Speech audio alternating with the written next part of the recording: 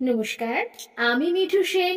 প্রতিদিনের মতো আজকেও চলে এলাম আপনাদের সামনে আর একটা নতুন টপিক নিয়ে। তো চলুন শুনে নেওয়া যাক আজকের টপিক। ধরুন কেউ আপনাকে ছাড়া থাকতে পারে না। এরকম তো হয় যে কোনো কোনো মানুষ আপনাকে ছাড়া একদম থাকতে পারে না, অন্য কিছু ভাবতেই পারে না আপনাকে ছাড়া। আপনি তাকে এড়িয়ে চললেন এবং আপনি এড়িয়ে চললে তার খুব খারাপ লাগে। আপনি উপেক্ষা করলে তার দম বন্ধ লাগে।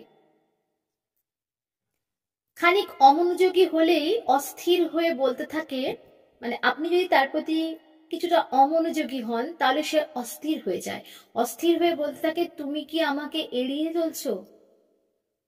যদি আপনার জীবনে এমন কোনো মানুষ থাকে তাহলে তাকে গুরুত্ব দিন। তার এই না থাকতে পারা, অন্য কিছু আপনাকে ছাড়া না ভাবতে পারা, তার খারাপ লাগা, দম বন্ধ হয়ে আসা, তার অস্থির হয়ে যাওয়া, এই সমস্ত যে অনুভূতিগুলো আপনার জন্য তার মনে আছে, সেগুলোর যত্ন নিন। তাকে ইগনোর না করে, তাকে অবহেলা না করে এই অনুভূতিগুলোর যত্ন নিন একটু। দুনিয়ায় মানুষের জন্য মানুষের খারাপ লাগে না। কোনো মানুষের জন্য কোনো মানুষের কিন্তু সচরাচর এই দুনিয়ায় খারাপ লাগে না। সুতরাং আপনার প্রতি যদি কারো এমন অকৃত্রিম অস্থিরতা থাকে, আপনার প্রতি যদি কারোর এরকম একটা অস্থিরতা থাকে যার মধ্যে কোনো অকৃত্রিমতা নেই, কৃত্রিমতা নেই, পুরোটাই অকৃত্রিম, এই রকম একটা সম্পর্ক যদি থেকে থাকে তাহলে সেটাকে বাঁচিয়ে রাখুন। অবহেলা করবেন না। অবহেলায় অস্থিরতা মরে যায়। আপনি যদি অবহেলা করেন না, যে মানুষটার মধ্যে অস্থিরতার পরিমাণটা যতটুকু ছিল সেটা আস্তে আস্তে মরে যাবে। আপনি মনে মনে ভাববেন না যে আমি ওকে ইগনোর করছি বা একটু খেলাচ্ছি বলে পরবর্তীকালে ও আমাকে আরো বেশি ভালোবাসবে, দেখি না আরো কতটা ভালোবাসতে পারে। এটা একদম ভাববেন না। যে মানুষ অস্থির হয়ে আপনাকে ভালোবাসে তার অস্থিরতাটা না আস্তে আস্তে স্থিমিত হয়ে যাবে আপনি যদি তাকে ইগনোর করেন, আপনি যদি তাকে এড়িয়ে যান, আপনি যদি তার ভালোবাসাকে মূল্য না দেন। সময়ের চেয়ে শক্তিশালী ইরেজার কিন্তু আর কিচ্ছু নেই। বাবা মা হারানোর মতো শোকও কিন্তু একটা সময় মানুষ ভুলে যায়। তা একটা সময় বাবা মার হারানোর শোকও ম্লান হয়ে যায়।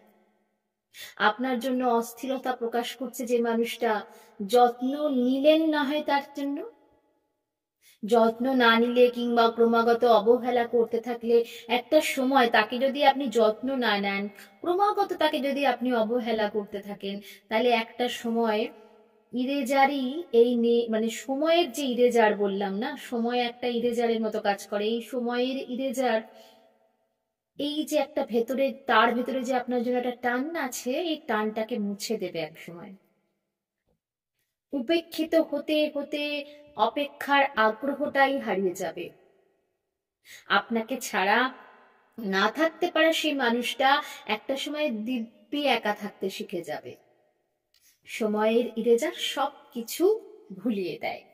সুতরাং বলবো, সময় থাকতে সম্পর্ককে মূল্য দিন। সম্পর্ককে যদি মূল্য না দেন, সময়ে ফুরিয়ে গেলে, সময় হারিয়ে গেলে আপনি যতই খোঁজেন না কেন যে সেই সম্পর্কটাকে আবার আপনি ফিরে পেতে চান এটা ভেবে, কখনো সেই সম্পর্ককে আপনি আর ফিরে পাবেন না। তখন আপনার হাজার কষ্ট হলেও আপনি তার কাছে ফিরে যেতে পারবেন না, কারণ সেই মানুষটাই আর সেই জায়গাতে থাকবে না। তাই বলবো, সময় থাকতে সময়ের মূল্য দিন, দাঁত থাকতে দাঁতের মূল্য বুঝুন। তো আমার এই পোস্টগুলো কেমন লাগছে অবশ্যই জানাবেন, আর ভালো লাগলে লাইক কমেন্ট শেয়ার করে দেবেন। আমার পাশে থাকবেন।